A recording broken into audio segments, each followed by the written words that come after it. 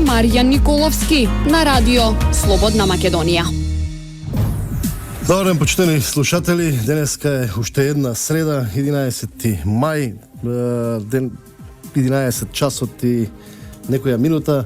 Термин за политичкиот магазин Круг, во кој што анализираме, дебатираме и отвараме теми и прашања поврзани со општествено-политичкиот живот во Македонија, кои што се од суштинско значење за функционирањето на едно општество.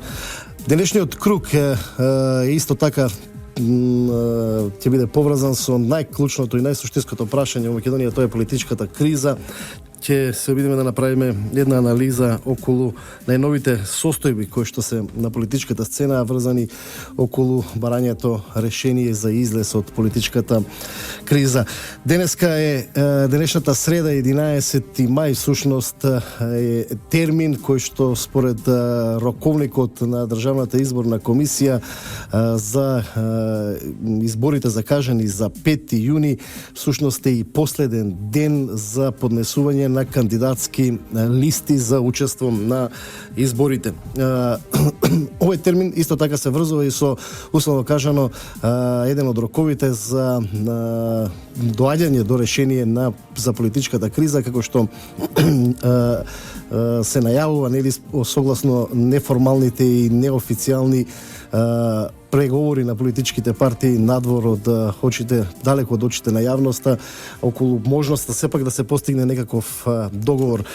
Она што сепак е значајно е дека, како што стојат, нели, правно формалните термини за роковите, е дека до полноќ, на полноќ всушност истекува рокот за поднесување на кандидатски листи. Тоа значи дека некаде повеќе од 12 часа има до крајниот рок во кој што политичките партии кои сакаат да учествуваат на изборите треба да поднесат листи до Државната изборна комисија. До сега се уште нема поднесено ниту една политичка партија, според информациите од Државната изборна комисија, поднесено листи.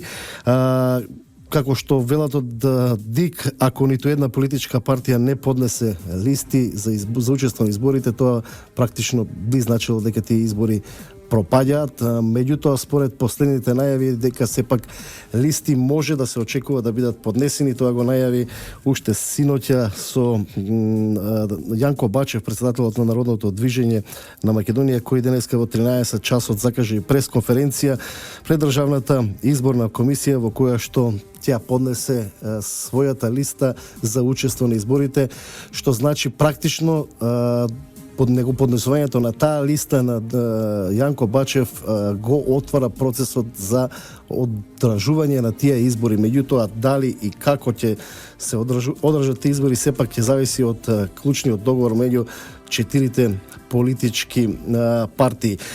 До синоќа, како што рековме, до ДИК не е пристигната ниту една кандидатска листа, откако според законските и термини и прописи, откако евентуалните листи би дошле до ДИК, тогаш во рок од 48 часа се утврдува дали листата на кандидати е поднесена во утврдениот рок, дали е составена согласно одредбите од изборниот законник. Евентуални недостатоци поднесителите на листи ќе треба да ги останат исто така во рок од 48 часа.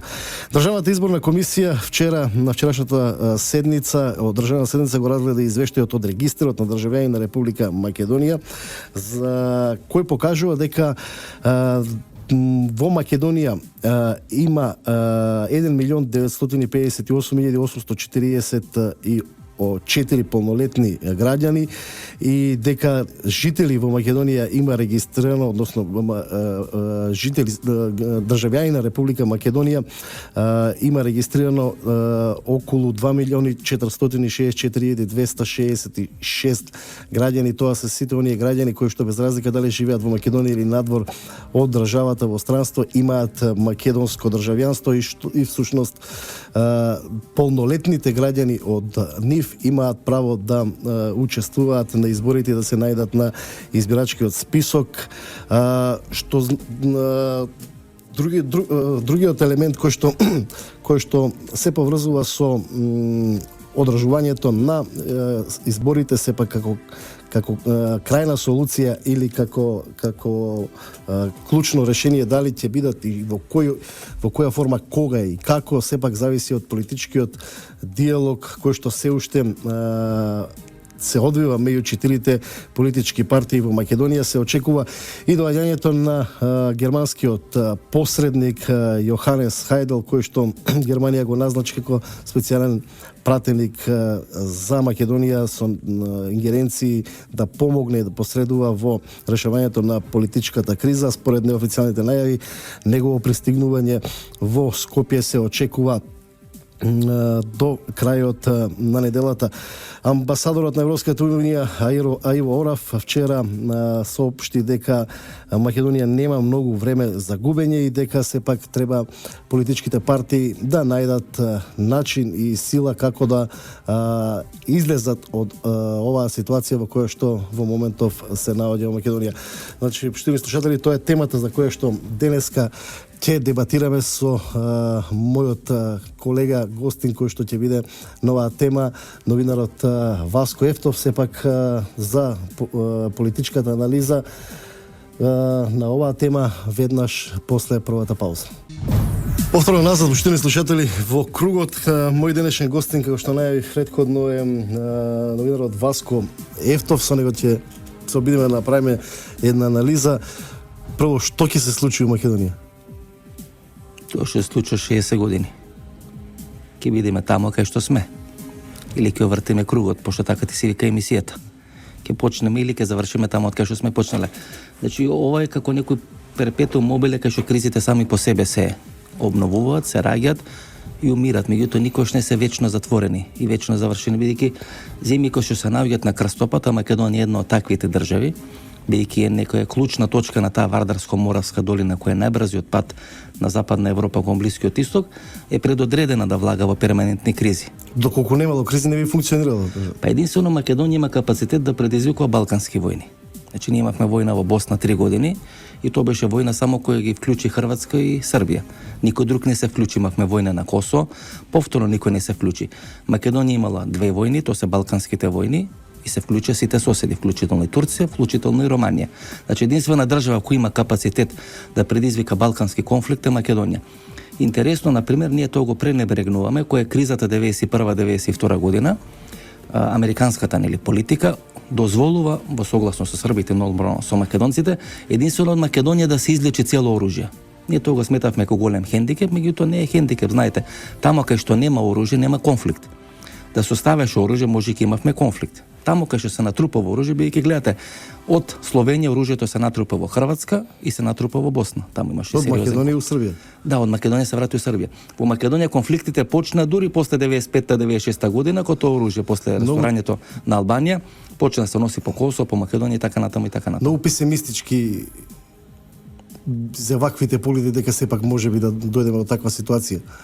Па не е песимистички, гледам како се однесува политиката. Значи, нас постојано во кризни ситуации ни остава 3 до 6 месеци сами да ги решиме проблемите. Ни остави и 2001, ни остави и 2015. И ние покажавме дека не можеме сами да ги решиме проблемите. Бидејќи не можеме сами да ги решиме проблемите, доаѓа да не ги реши некој друг. Кога доаѓа да не ги реши некој друг, тога станува тоа што станува. Например, сега ќе имаме германски специјален пратеник. И тој ќе оди во Брисел на консултации, ќе оди во Вашингтон и ќе оди во Атина. Знаете, Германија има клучна стратешка позиција да се ги наплати своите долгови од Грција. Што он ќе пара на консултација во Атина, он ќе направи све за да може би за името. Може би за името, но негова клучна работа е да се ги наплати своите побарувања од Грција. Нормално е како има клучна работа да се ги наплати своите побарувања од Грција, тие големи банкарски долгови, ќе направи све Грција да добие одреден бенефит од целата таа работа. Може би бенефитот ќе треба да биде на сметка на Република Македонија. Значи, бидејќи ние малку се враќаме во историјата, само ќе потсетам на еден момент, тоа е 89-та година, тоа го има во мемоарите на Геншер и тој ги објаснува своите 2 средби со тогашниот грчки премиер Константин Мицотакис, кој претходно беше министер за надворешни работи, кој вели дека Германија им дала цврста потпора дека всушност ќе го брани грчкиот став во однос на името. Тоа од 89-та година, 90-та година, местенце мало некаде во средишна Германија, се случи некој филмски фестивал во текот на летото, имат средба и таму е договорена таа позиција на Германија. Таа не е сменета во изминалите 20-25 години. Дури британците имале подобра позиција, тоа била позицијата со Република Македонија во Заграда Скопје, средбите Глигоров со Меџер во Даунинг Стрит број 10, кога британците всушност нас не истуркуват да го решаваме проблемот не во ЕУ, кај што не можевме да го решиме тука во рамки на Обединетите нации. Американците има принципиелна позиција, признавање подуставно име во време на младиот Буш, но германците имале секојаш тврда позиција во однос на Македонија. Кога сме ке историјата, враќањето нели историјата, ако нели тезата дека Македонија условно кажано перманентните кризи, предизвикување на конфликти, меѓутоа има една позната изрека на Петар Попарсов, Македонија и да не постоеше, требаше да се измисли во интерес на стабилноста на Балканот. Сепак, постои ли простор за зачувување на ваквата Македонија како политичка функционална држава надвор од оние црни сценарии дека може да се распадне ако ние не успееме да се договориме? Па нашата среќа е што сме зглобот на Балканот. Знаете, без глоб не може коленото да го мрдете, не може да одите, не може да се движите. И всушност глобот на Балканот е Македонија. Па затоа и Турција целата своја стратегија на Балканот или во делот на Румелија, што се вели, базираше на Македонија. Меѓутоа да бидеме и уште поискрено да име чекор понатаму. Стари се тие големи традиции кои се тука на Балканот. Например, Русија секоја сакала дојде до спојување на Србија и на Бугарија. Кога би дошло до спојување на Србија и Бугарија, дури тоа е една стратегија на Никола Пашич, кој го смета за најголем српски политичар во последните 100-150 години, или тоа е она негова изрека спаса нам нема, а пропасти нечемо. Тој смета дека всушност стратешката улога на Балканот на Русија ќе се освари кога Србија и Бугарија се спојат и биде една држава. Јосип Броз Тито има идеја да ја спои Југославија, не Србија и Југославија со Бугарија, за да биде решено клучното словенско прашање тука на Балканот. Русите сметат Сан Стефанска Бугарија, која слават на 3 март, е всушност голема Бугарија во чиј состав лего Република Македонија. Цела Македонија. Да, цела Македонија. Значи, ни русите немаат интерес да постои Македонија. И бидејќи русите сакаат да направат Сан Стефанска Бугарија, да се спречи тоа влијание на русите и излез на топлите мориња, посебно во делот на Албанија, Австро-Унгарија и Италија прават Албанија. Значи треба сепак ние да се вразумиме дома и да најдеме политичко решение за кризата. Во изминатите 25 години, тоа што е интересно, стратешки цврст сојузник не биле американците. Сега сме помалку разочарани за некој однесување на американците, но враќајќи се во историјата, американците имале најпринципиелни од сите непринципиелности што постоеле од големите сили, сепак американците имале најпринципиелна позиција во однос на Македонија. Ајде да се вратиме на она што е чиста политика во Македонија. Денеска завршува рокот за поднесување листи. До сега единствено Јанко Бачев најави дека ќе поднесе кандидатска листа и Народното движење на Македонија. И замисли Јанко Бачев 120 пратеници. Па тоа сега да ја прашам. Апсолутна власт во Македонија да има Јанко Бачев.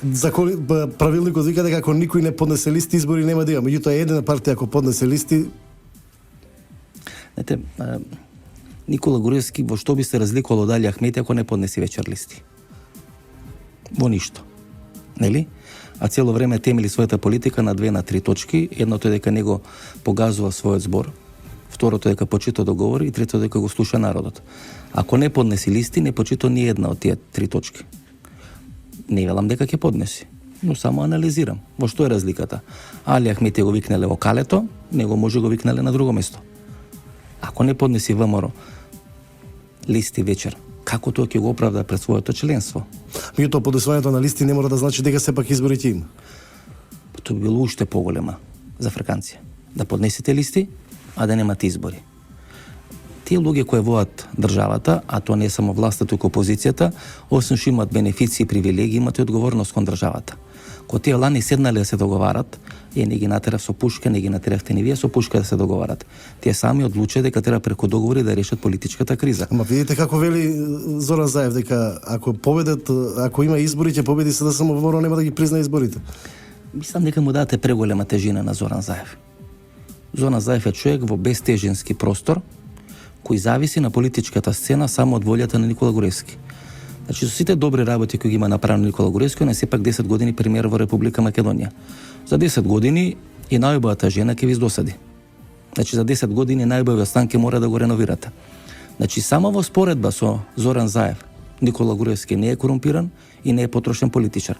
Стратешка определба на Никола Груевски Зоран Заев да биде начело на СДСМ. И тоа го покажува. Ако се сеќавате на пресконференцијата со која се најави операцијата Пуч, Никола Груевски беше категоричен. Ние можеме да го апсиме Зоран Заев, но нема да го направиме бидејќи ни е клучен политички сојузник. Не окаже со тие збори, меѓутоа духот на пораката беше тоа. Меѓутоа, тоа значи дека сепак и Зоран Заев и Никола Груевски мора своите сили да ги одмерат на избори. Зоран Заев и Никола Груевски се како петок и сабота. Значи едноставно се насочени да функционират едни со други. И тие функционираат апсолутно како шише и како капачи. Тоа што е проблем на Зоран Заев е што Никола Груевски има 150-200 гласови повеќе од него на сите избори. Меѓутоа и двата може да се најдат одредена математика. Таа математика е најдов однос на Катица Јанева, па веројатно им е растурија странците. Знаете, нашата политичка криза која во моментот се потпира на две лоши проценки. Првата проценка, лоша на власт, е како ќе реагира меѓународна заедница. Не проценија добро како ќе реагира меѓународна заедница, и втората лоша проценка на власта дека треба да инвестираат во Зоран Заев, да остане Зоран Заев начело на СДСМ и така ќе се реши полесно политичката криза. Поради тие две лоши проценки на власта, дојдовме до тука кај што дојдовме. Меѓутоа сепак сега треба да се најде политички договор, затоа што која е логиката на излезот од оваа политичка криза во оваа состојба во која што сега се наоѓаме кај Видите, Маријан, сега е многу тешко. Знаете како велат на доктор, одите кога сте здрав. Зашто кога сте болен, сакате некаде други ќе го однесат. Ќе викнат брза помош и ќе го однесат. Ние веќе не сме здрави во наводници политички. Ние сме веќе 15-18 месеци во тешка политичка криза. И веќе не сме во состојба сами тоа да го решиме. Па затоа и велите вие дека ВМРО-ДПМН доколку не оди на избори, тоа ќе биде политичко самоубиство. Зошто би било политичко самоубиство за нив? ВМРО-ДПМН според мене ако веќе треба да дајме некоја категорична политичка проценка, минатата година требаше да го апси Зоран Заев, Никола Груевски се повлече од премиерската функција, да дојде Емил Димитриев и се реши политичката криза. Тоа не се случи. Се имаме таква ситуација. Ќе се плаќа цената едните и другите за тоа. Но не мора и ние како медиуми, како јавност, како граѓани на Република Македонија. Повлекувањето од позициите на ВМРО-ДПМН досега неколку пати, ако во овој пржински договор некој одстапуваше од своите позиции, тоа беше ВМРО-ДПМН. СДСМ има само една единствена отстапка, тоа е враќање во парламентот и толку. СДСМ долго одстапуваше 10 години од своите позиции. Не, збориме од пржинскиот договор. Сите тие отстапки на ВМРО-ДПМН му носеа политички поени плюс. Денешните резултати рейтингот покажува ВМРО-ДПМН сметаше ќе го верифицира тоа на избори. Значи ВМРО-ДПМН имаше стратешка цел што е оправдана да има избори во рамки на Република Македонија, сметајќи дека легитимитетот ќе добијат од граѓаните на Република Македонија и врз база на тој легитимитет ќе ги решат сите политички премирежени с кои поминува Република Македонија. И правеа сериозни отстапки. Знаете, вие кога направите една отстапка, тогаш веќе ви е полесно да направите втората отстапка. Но кога имате еден спектар на 5 или на 6 отстапки, тогаш тешко ќе прекинете преговорите, бидејќи кога ќе свртите наназад, кога ќе видите што све сте направиле како отстапка, ви е тешко да ги прекинете, да ги прекинете преговорите. Клучната отстапка е стабилноста на државата, затоа што одење на избори во таква форма веројатно би била дополнителна дестабилизација на државата. Са вие мене ме убедувате дека треба да се одени избори, да јас велам треба да се одени избори. Апсолутно. И тоа треба да се оди час поскоро, бидејќи нема решавање на политичка криза во историјата без одење на избори и без можно амнестирање. Секаде тоа се случува, па и војната 2001 година се разреши на тој начин. Имавме амнестија пред 6 години, ако не се лажам, на овие хашки случаи Али Ахмети и се отиде на избори 2002 година. На тие избори се појави ДУИ или се појави партијата која е наследничка на УЧК. Нема политичка криза која се решава во било која држава без одење на избори, без одредени политички амнестирања, договарања, пазарање и така натаму и така натаму.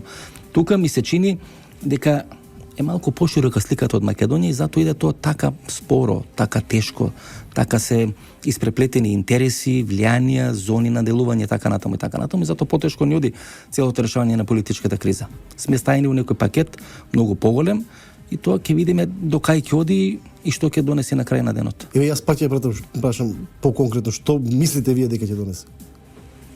Ајде да видиме ако нема избори на 5 јуни. Што може ВМРО да изгуби ако нема избори на 5 јуни? Па тоа ништо. Идеме у септември ќе победи на тие избори. Може би со поголема разлика. Не е битно. Победа е победа. И еден глас разлика за ВМРО-ДПМН. Значи велам анкетите покажуваат нека разлика од 150 до 180 гласови, меѓутоа еден глас победа на ВМРО-ДПМН.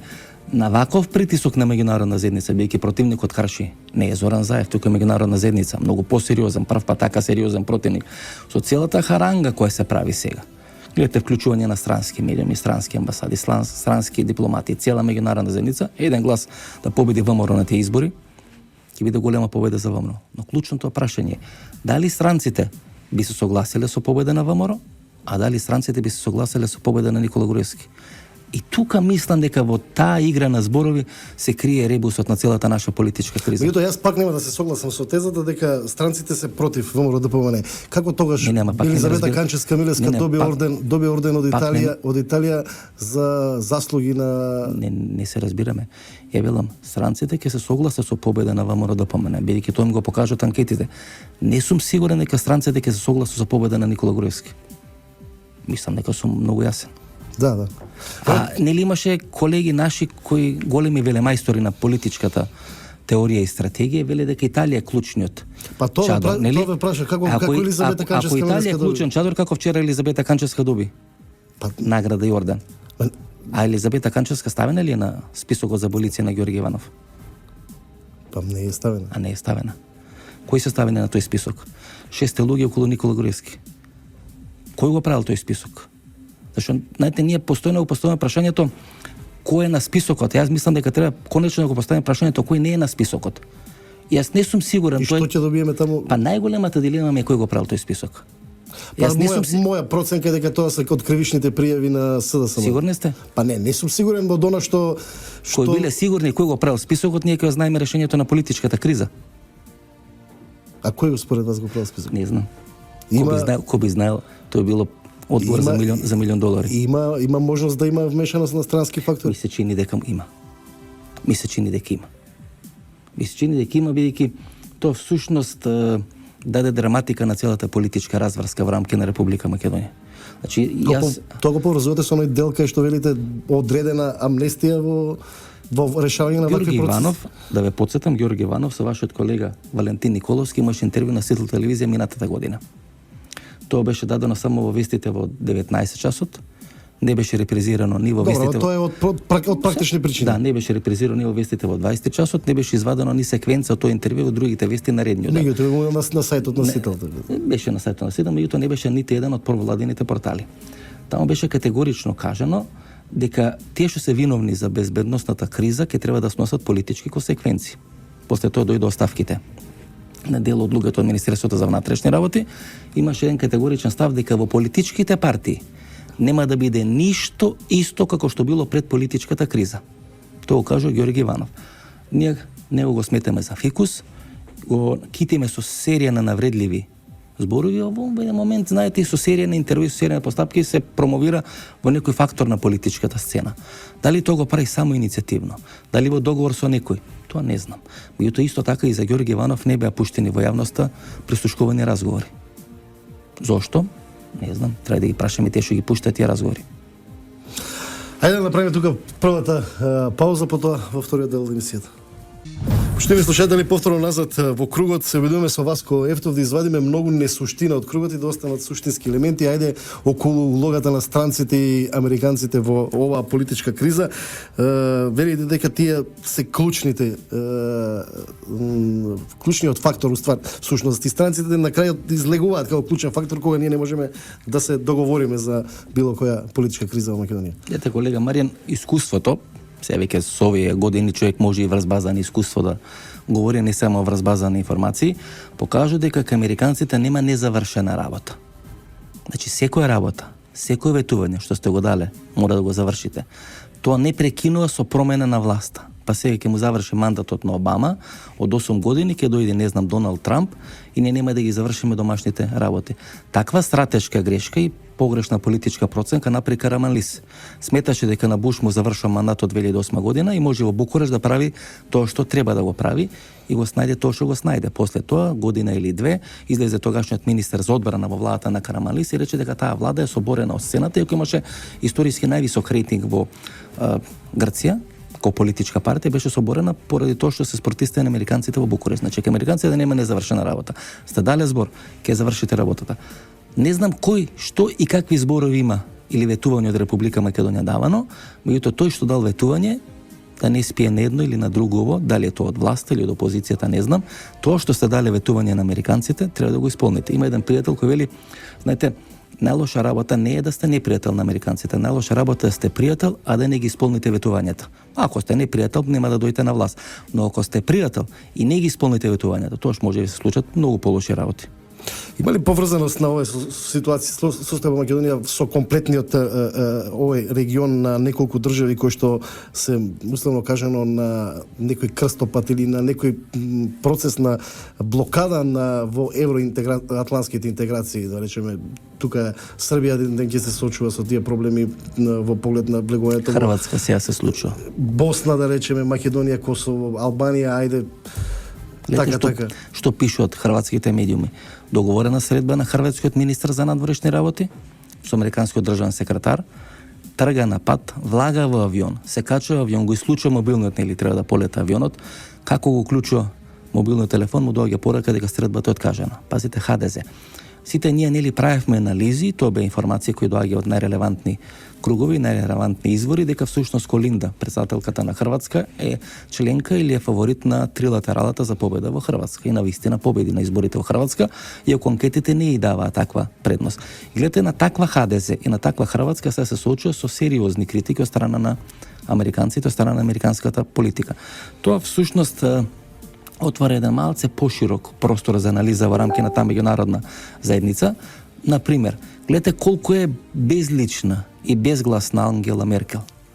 Па дури и представникот на Германија во Македонија го праќа председателот на Социјалдемократската партија, министерот за надворешни работи, а не канцеларката Ангела Меркел. Пред 2 недели шефот на БНД поднесува оставка. Значи, во ек на ваква криза, шефот на БНД, на германските тајни служби, поднесе оставка. И тоа поминува онака, знаете, без некоја сериозна дебата. Значи, Германија е обезгласена како најмокна сила во Европа, што да прават останатите. Значи, имаме едно тотално рекомпонирање. Вие како разговарате со амбасадори во рамки на Република Македонија, они ќе ви каже дека не се согласува со таквиот начин на функционирање, меѓутоа се немокни било што да направат. И тоа ќе ви кажат амбасадори на земји членки на ЕУ, не од овој источен блок што е. Барем во Европа и во Соединетите Американски држави се случува еден друг процес. Тоа е победа на ултра десничарски политички идеологии. Тој процес почна уште од Обама. Знаете, уште самиот факт дека он избра Црне за председател покаже дека во американското општество има потреба од промени. Значи, тие промени се базираат на одредени политички кризи, економски кризи, низ кои поминуваат одредени турбуленции и така натаму. И самиот факт дека избра Црне за председател во рок од 30 години, во да речеме споредба со убиството на Мартин Лутер Кинг и така натаму, покаже дека американското општество поминува низ драматични промени. Ова што сега се случува со Доналд Трамп покажа дека Обама не успел да ги реши тие кризи во рамки на американското општество, дека они барат нека сосема нова фигура или сосема нова појава која би требало да ги реши. Не како личност, како енергија, како одредено движење. Прито знаете, не се свесни дека било кој дојде на чело на Америка мора да слуша тие што ги имат капиталот во своји раце, тие што ги имат капиталот во своји раце нема да дозволат никакви драматични промени во американското општество. Ко победи во вториот мандат Обама, праве одредени анализи дека ако тие избори се случија според гласачкото тело од 80-тите години, убедливо би победиле републиканците, меѓутоа во изминатите 20 или 30 години хиспанското население и овие доселеници толку се зголемија и тие гласат нели за демократите. Значи ако били изборите според избирачкиот список од 80-тите години, би победил против кандидатот на Обама. Во Европа е многу покритична ситуацијата, условно најкритична. Од формирање неофашистите во Германија се веќе трета политички субјект. Како одраз на нерешавање наследникот на Хајдер во Австрија, Лепен во Франција, мислам. Гледате, Македонија, например, ако ги гледате овие договори кои се направени со Вишеградската група, со Европската унија, а и со Србија и со Хрватска околу пропуштање на бегалците, значи некаде февруари, март оваа година, почна да се пропуштаат бегалци кои имаат напишано дека крајна дестинација им е Германија или Австрија. И значи ние уствари сме брана прва на бегалци кои треба да стигнат до Германија и до Австрија. И гледате какви всушност ниски удари добиваме од Германија. Значи ние сме првата брана на Германија, а најниските удари ги добиваме од Германија во изминатиот период. Вклучително и тие 52 милиони евра кои ги кажуваше Ѓорги Иванов во интервјуто за германскиот неделник, вклучително и тие невладини организации кои беа фатени на македонско-грчката граница, ако не се лажам, некаде 72 дали бегалци, дали припадници на невладини организации, во еден дел кој се од европски држави, двајца мислам дека се од Соединетите американски држави, им е изречена мерка 6 месеци да не може да престојат во рамки на Република Македонија. И во најголем дел се луѓе кои, како кажуваше нели поранешниот грчки вице-премиер Теодорос Пангалос, се припадници на германски невладини организации. Значи ние им браниме границата, а тие прават све да некој начин да ја, ајде да речем политички, ако не безбедносно, дестабилизираат Република Македонија. Ајде да се вратиме назад у македонската политичка сцена и улогата на СДСМ во сите овие поврзаности, релации и со странците, меѓутоа и со глобалната политика. Зошто, да речеме, токму би било СДСМ, да речеме, изборот нечи? Не мислам дека изборот странците, значи мојата позиција во однос на тоа што ќе случи на изборите е дека странците немаат проблем ВМРО да помага да победи изборите. Анкетите тоа им го покажуваат и странците се, ајде да речеме, соочени со реалноста дека ако во наредните 12 месеци се направат избори во Република Македонија, тие избори ќе победи ВМРО да помане. Видите, Зоран Заев во оној момент кога странците ќе сакаат на Зоран Заев да му покаже дека веќе не е добре дојде на политичката сцена, пола од луѓето кои протестираат ќе почне да го свиркаат Зоран Заев. Бидејќи Зоран Заев барем над половина од нив нема никаква контрола. Тоа се луѓе кои изминатите 5 или 6 години, како имало протести, се печеле, се калеле преку тие протести. Тоа почна од Мартин Ешковски некаде 2011 година. Тие се под контрола или на овие Соросови грантови, или на грантови на одредени невладини организации кои се под контрола на меѓународната заедница. Тие не се под контрола на СДСМ и не се под контрола на Зоран Заев. Имаше еден обид со истркување на Зоран Заев некаде пред 2 недели. Тоа беше инцидентно или... Тоа беше само покажано дека не треба многу да лета и дека треба да биде под контрола. Вториот обид за дисциплинирање на Зоран Заев, иако ние тоа го третиравме ко медиуми ко обид за спасување на Зоран Заев, беше неговите 2 случаи да се префалат од обичното јавно обвинителство во рамките на специјалното јавно обвинителство. Веќе знаете, еден ден сврдам дека се уште додека се случаите на Зоран Заев во обичното јавно обвинителство, тој многу полесно ќе се испазари со Никола Груевски отколку што ќе се испазари со американскиот амбасадор.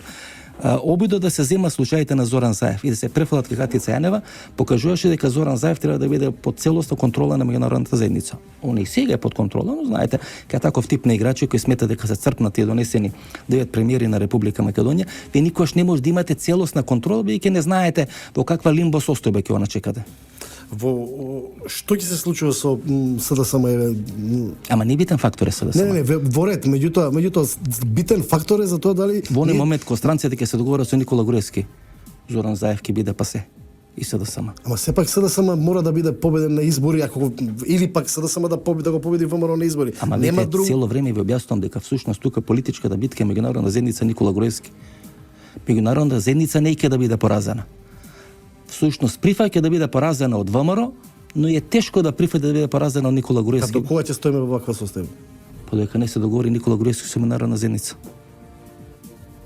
Фактори во Македонија во моментот се Никола Груевски и меѓународна заедница.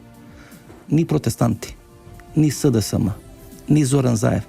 Тоа се апсолутно декор во моментот на политичката сцена. Господинот Бејли, кој представник на меѓународната заедница, и господинот Груевски, кој представник на ВМРО ДПМН, се фактори кои може да решат политичката криза. И тоа директно. Не преку Али Ахмети, не преку пораки на Али Ахмети, не преку улога, не знам, на Зоран Заев. Единствено што ми е непознато. Меѓутоа досега што ми е непознато. Досега ВМРО ДПМН покажа многу повеќе. Чиф поштар е Ѓорги Иванов. Тоа само не можам да го дешифрирам. Ко тоа би можел да го дешифрирам, све би ви кажал тука на масата. Единствено Ѓорги Иванов ми е не дефиниран во моментот на политичката сцена. Сосема за крај, само уште еден обид за подпрашање. Сепак мислам дека ВМРО ДПМН покажа многу повеќе волја за решање на политичката криза од СДСМ до сега. Добро, господине Маријан, ај вака да ја прашам. Ако сте во Барселона и играте со Аликанте и може да го победите Аликанте со 4-0, ќе сакате ли да играте фудбал? Нормално е како сакате, ќе победите 4-0. Што е работата на Аликанте да го дупне фудбалот да не може да има утакмица? Аликанте е СДСМ, Барселона е ВМРО ДПМН. Да ВМРО ДПМН исконски им треба избори, кај што ќе добијат политички легитимитет, бидејќи во секој момент може да ги освојат тие 450 или над 450 или гласови кои ги освојат без малку на сите избори од 2008 година навамо. СДСМ на сите анкети губи од 150 до 180 гласови. Ајде да речеме да ја намали таа разлика, но и 100.000 гласа разлика е убедлива разлика на ваква политичка конјунктура. Што може да прави СДСМ? Да нема утакмица. Зошто меѓународната заедница и помага на СДСМ? Бидејќи има проблем да прифати да биде од некого поразена во рамки на Република Македонија. Кога меѓународната заедница ќе се согласи или ќе се договори со тој некој, тоа да биде на некој начин победа која нема да ги прави нив поразени, тоа ќе има избори во Република Македонија.